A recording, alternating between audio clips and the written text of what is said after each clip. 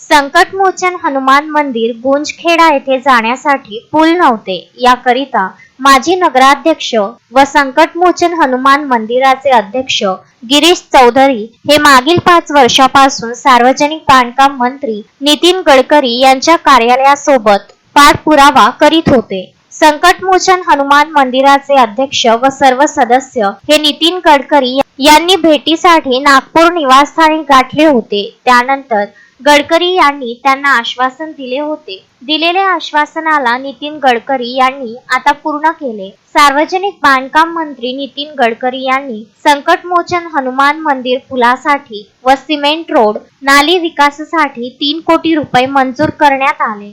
संकटमोचन हनुमान मंदिराचे अध्यक्ष गिरीश चौधरी व सर्व सदस्य यांनी नितीन गडकरी यांचे अभिनंदन केले व पुलगावकरांनी गिरीश चौधरी यांचे अभिनंदन केले. मागील अनेक दिवसांपासून गुंजखेडा व पुलगावकर नागरिकांचे श्रद्धास्थान असलेल्या संकटमोचन हनुमान मंदिराकडे जाणाऱ्या रस्त्याची मागणी होती. केंद्रीय रस्ते विकास मंत्री नितीन गडकरी यांच्याकडे जनतेने अनेकदा याबाबत निवेदन दिले. मंदिराचे सक्रिय सामाजिक कार्यकर्ते गिरीश चौधरी यांची याबाबत आग्रही मागणी होती. आमदार राजेश बकाने यांनीही नितीन गडकरी यांच्याकडे पाठपुरावा केला. नुकतेच या प्रयत्नाला यश आले व केंद्रीय रस्ते विकास निधीतून 3 करोड रुपयाचा निधी मंजूर झाला.